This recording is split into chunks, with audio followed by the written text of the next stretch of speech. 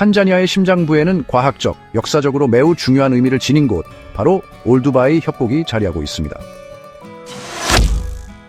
이곳은 인류의 기원을 탐구하는 데 있어 필수적인 장소로 수많은 고고학적 발견이 이루어진 곳입니다. 시간과 자연의 힘으로 조각된 이 거대한 협곡은 먼 과거를 들여다볼 수 있는 특별한 창구와 같습니다. 이곳의 풍경은 수백만 년 동안 형성된 자연의 예술 작품입니다. 이곳에 켜켜이 쌓인 고대 퇴적층은 수백만 년 전 지구의 역사를 보여줍니다.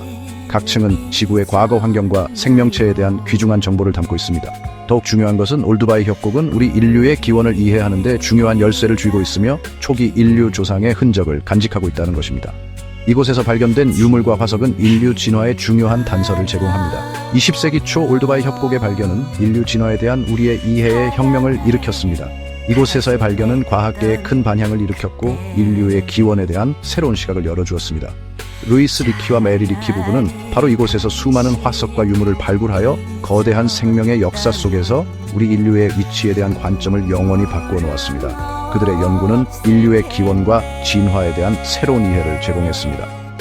올두바이 협곡에서 이루어진 리키 부부의 획기적인 연구는 전 세계를 사로잡았고 이 놀라운 장소의 중요성을 보여주었습니다. 오늘날에도 이곳은 여전히 연구자들에게 중요한 연구 현장으로 남아있습니다. 올두바이 협곡은 단순한 화석 유적지가 아닙니다. 그 자체로 지질학적 경이로움입니다. 이곳은 지구의 역사를 이해하는 데 중요한 단서를 제공합니다. 협곡의 가파른 벽에는 암석층이 순서대로 드러나 있는데 각 층은 지구 역사의 한 장 한 장을 보여줍니다. 이곳은 지질학자들에게는 살아있는 교과서와도 같습니다. 수백만 년에 걸쳐 형성된 이 층들은 마치 거대한 역사책의 페이지와 같습니다. 각 층은 지구의 과거 기후와 환경을 기록하고 있습니다. 기후변화, 화산 폭발, 그리고 우리 행성을 형성해 온 느리고 끊임없는 힘에 대한 이야기를 들려줍니다. 이 모든 요소들이 협곡의 지층에 고스란히 남아 있습니다. 올두바이 협곡에서 가장 오래된 지층은 거의 200만 년 전으로 거슬러 올라가는데 당시 이 지역은 광활하고 얕은 호수였습니다. 이 호수는 다양한 생명체의 서식지였습니다. 시간이 흐르면서 화산재와 퇴적물이 호수바닥에 쌓여 그곳에서 살았던 동식물의 잔해를 보존했습니다. 이 잔해들은 오늘날 우리가 과거를 이해하는 데 중요한 역할을 합니다. 마치 시간의 스냅 사진과 같은 이 층들은 과학자들이 고대 생태계를 재구성하고 수백만 년에 걸친 생명체의 진화 과정을 추적할 수 있게 해줍니다. 이곳은 지구의 과거를 이해하는 데 있어 중요한 연구 장소입니다. 올두바이 협곡은 화석 사냥꾼들에게는 천국과 같은 곳입니다.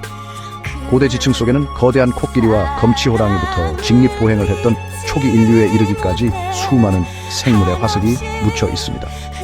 이 화석들은 과거를 들여다볼 수 있는 놀라운 창을 제공하며 한때 이 지역에서 번성했던 생명체의 다양성을 보여줍니다. 올두바이 협곡에서 발견된 가장 중요한 화석 중 하나는 초기 인류 조상인 파란트로푸스 보이세이와 호모 하빌리스의 유해입니다. 수백만 년 전으로 거슬러 올라가는 이 화석들은 우리 인류의 혈통 진화에 대한 귀중한 통찰력을 제공했습니다. 이 화석들은 더 큰 뇌 발달 및 직립 보행 능력과 같이 결국 현생 인류로 이어진 해부학적 구조의 점진적인 변화를 보여줍니다. 올두바이 협곡은 단순히 고대뼈의 저장고가 아닙니다.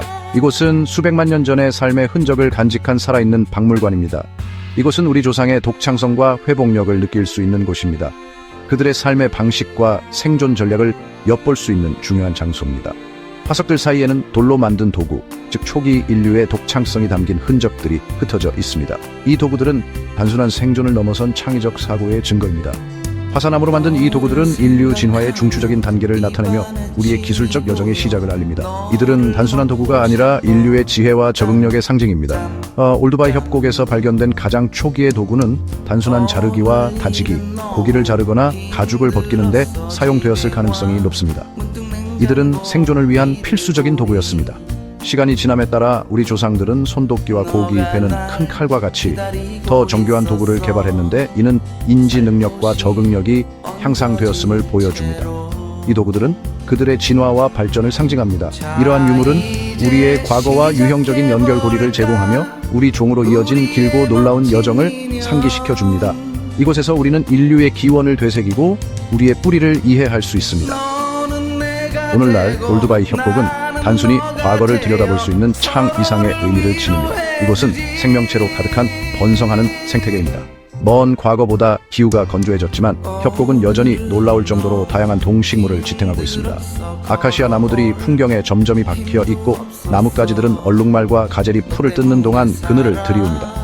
협곡의 가파른 절벽은 독수리와 같은 맹금류에게 피난처를 제공하고 마른 강바닥은 물을 찾아 코끼리와 다른 동물들을 끌어들입니다.